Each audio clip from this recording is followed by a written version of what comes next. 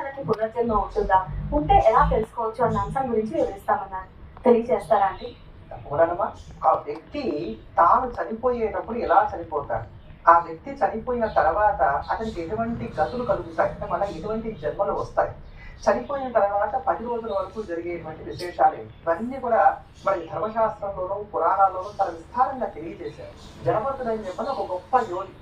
ఆయన ఎంతో యోగాభ్యాసం చేసేవాడు, మోక్షాన్ని పొందవలసినటువంటి వాడు. ఒకనొక సందర్భంలో ఒక జింక పిల్లని కాపాడుతాడు. ఆ చనిపోయే ముందు ఆ జింక పిల్ల వంక చూస్తూ చనిపోయాడు. నా తర్వాత ఎవరు కాపాడుతారు దీన్ని, ఆయనకి జింక జన్మ వచ్చింది అని చెప్పని మనకి భాగవతం చెప్తున్నటువంటి మాట. ఎందుకంటే చనిపోయే ముందు భగవన్నామని చెప్పిన కారణం. చనిపోయే ముందు కనుక మనం భగవన్నామని చెప్పామా భగవంతునే తెలుసుకుంటాం. ఎందుకంటే బతికినన్న వాళ్ళు చనిపోయే ముందు ఎలా ఉంటుందో తెలియదు కనుక అయినంత వరకు భగవన్నామ స్మరణ చేస్తూ ఆధ్యాత్మిక చింతనతోటి గడపాలి అని చెప్పని మనకి పెద్దవాళ్ళు చెప్పేటువంటి మాట. చనిపోయే ముందు 1000 తేళ్లు ఒకేసారి పుడితే ఎటువంటి బాధ కలుగుతుందో అంత బాధ కలుగుతుంది. అలా బాధ కలుగుతున్నప్పుడు ఆ శరీరంలో ఉన్నటువంటి ఆ జీవి ఎవరైతే ఉన్నారో అతను యాతనా సిద్ధంతో బయటికి వస్తాడు.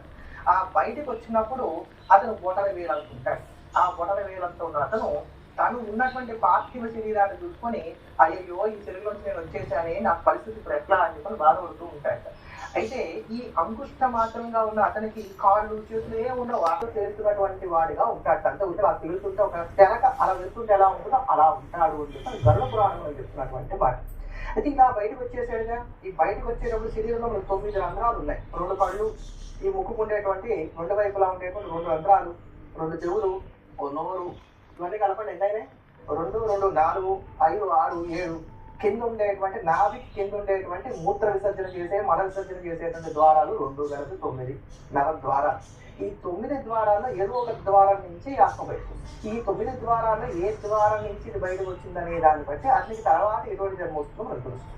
కళ్ళలో నుంచి కానీ ఇట్లా ఏదైనా సరే నాభికి పై భాగాల్లో ఉండేటువంటి వాటిలో నుంచి కనుక ఆత్మ బయటకు వచ్చినట్లయితే అతనికి ఉత్తమ గతులు కలుగుతాయి, మంచి జన్మలు కలుగుతాయి.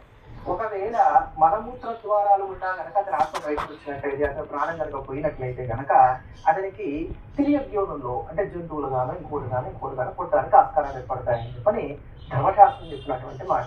మీరు బాగా చెప్పారంటే అసలు ఎక్కడి నుంచి వెళ్ళిపోయింది ఎలా తెలుస్తుంది అంటే కనుక కళ్ళలోంచి వెళ్ళినట్లయితే కళ్ళు బయటకు వస్తుంది. ఇట్లా కొన్ని లక్షణాలు చెప్పారు.